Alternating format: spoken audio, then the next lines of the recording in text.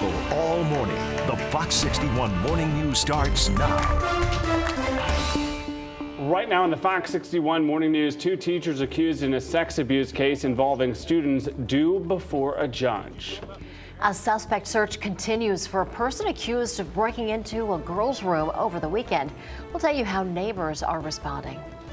Also ahead, making an impact, how these world-class service dogs are changing lives for families across New England, including right here in Connecticut.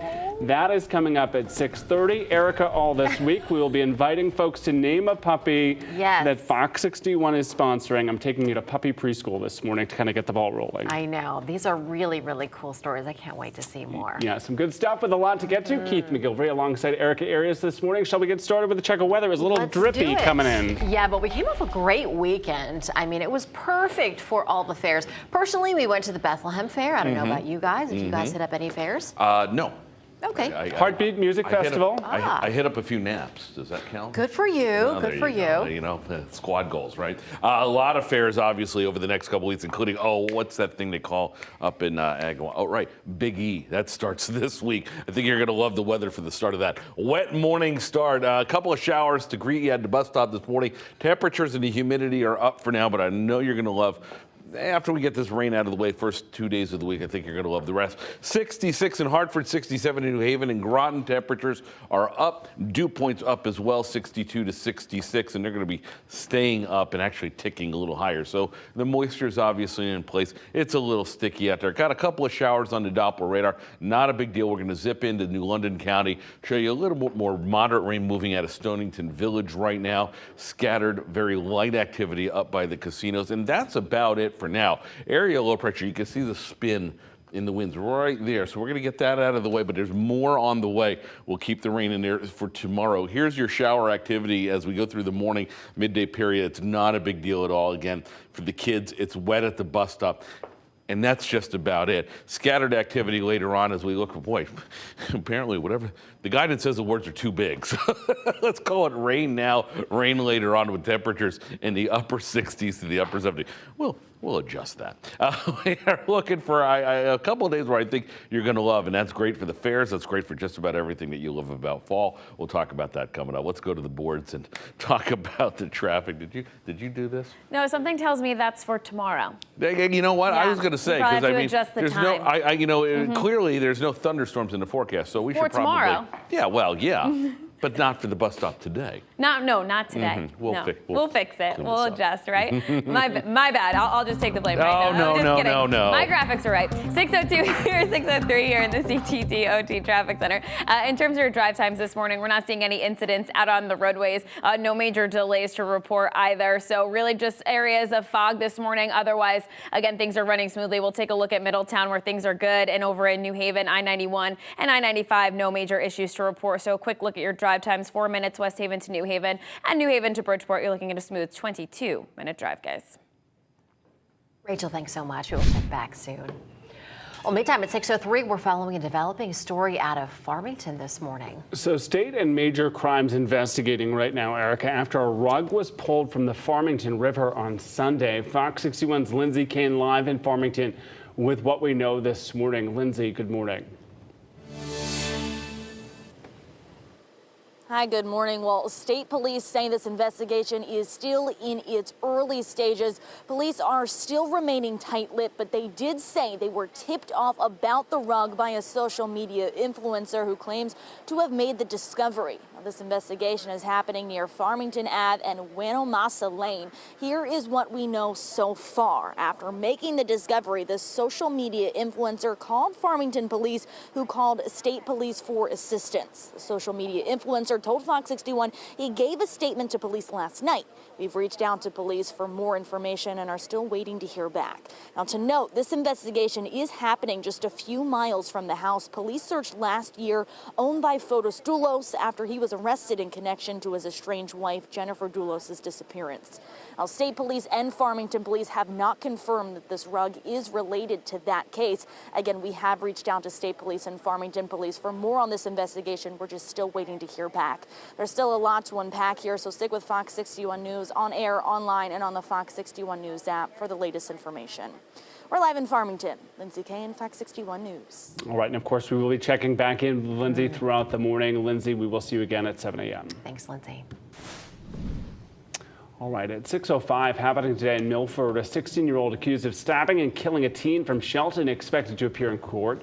Raul Valle being charged as an adult, accused in the death of 17-year-old Jimmy McGrath. Police say McGrath died after he was stabbed at a house party. That all happening back in May. 2 Plymouth teachers connected to a school sexual misconduct investigation are expected to appear in court today. Crystal Collins and Rebecca Holleran of the Plymouth Center School are 2 of the former school employees charged with covering up the alleged sexual misconduct of Center School teacher James Eschert. Parents and students had reportedly brought their concerns about Eschert's behavior to staff members multiple times. Now, this comes less than a week after 2 other defendants, Melissa Morelli and Sherry Turner, appeared before a judge. They're set to be back in court October 13th. And right now at 6, a Norwalk man is being charged after police say he allegedly assaulted a police officer on Saturday. Police say it happened at the Oyster Festival while an officer was escorting a juvenile out. Police say the officer was attacked by 2 men, punched in the head. One of the suspects has been identified as 31-year-old Ezekiel Seferet. The other suspect took off running. The officer was treated for a head injury and also an arm fracture and has been released. People at the festival reacting to what happened. I just think it's unfortunate because they're just trying to protect people, and I think it's uncalled for. Newark's my hometown, so you feel like you should feel safe anywhere, but I think I am definitely year over year a little more cautious. How police are asking if anyone has any information about the second suspect who ran away, please give them a call. This morning in Bristol, the search continuing for a suspect accused of breaking into a teenage girl's room while she was home. So take a look here. Home security cameras capturing the masked person on the property. This at Ivy Drive Saturday morning. The suspect appears to be wearing a mask.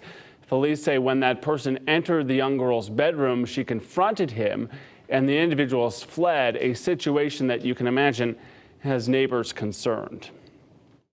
It's concerning to me because it's, what we consider a safe neighborhood. Obviously, we're standing in front of Ivy Drive School, and it's very concerning, especially if you're telling me that, somebody was home.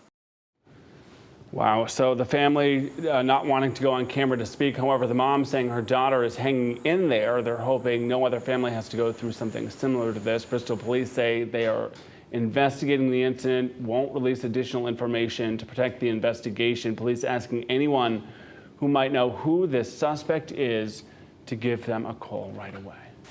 8 past the hour, and happening today, a groundbreaking ceremony expected in Wilton. High-tech research and development company ASML spending $200 million in an expansion project. Governor Lamont expected to attend the ceremony at 10 o'clock this morning. More than 2,000 people in our state already work for the company and are adding more than 1,000 jobs. That's the plan over the next 2 years.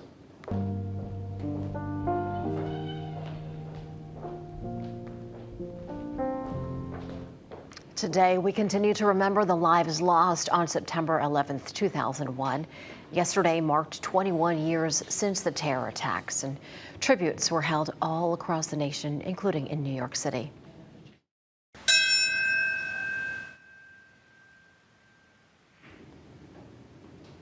A remembrance ceremony was held at the site of the National September 11th Memorial and Museum in Lower Manhattan. The names of the nearly 3,000 victims of the attacks at the World Trade Center, the Pentagon, Flight 93, and those killed at the 1993 attack at the Twin Towers were all read. Vice President Kamala Harris, New York Governor Kathy Hochul, New York City Mayor Eric Adams, and Attorney General Merrick Garland were among the many paying their respects. In Washington, D.C., President Biden laid a wreath honoring the people who died in the attack on the Pentagon. 125 people at the Pentagon and 64 people on board American Airlines Flight 77 died when the hijacked plane crashed into the building. The president reflecting on how the nation rose up amid tragedy. The American story itself changed that day. What we will not change, what we cannot change, never will, is the character of this nation that the terrorists thought they could wound. And what is that character? The character of sacrifice and love, of generosity and grace, of strength and resilience. The president also reminded the American people about the massive response after these attacks, saying the military, first responders, and police stood up to protect our American way of life. Meantime, the First Lady visited the site where United Flight 93 crashed in Shanksville, Pennsylvania. Of course, that happened after passengers aboard the aircraft tried to take back the plane from hijackers. The First Lady expressing gratitude for the families and passengers and the crew as well.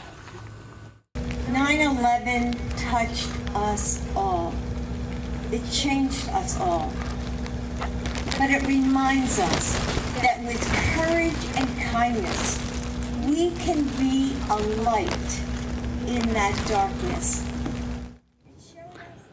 The First Lady also thanked flight attendants throughout the country, many of whom have faced hostile working conditions during the pandemic. We are following this story throughout the morning, so stay with us for more on air and fox61.com.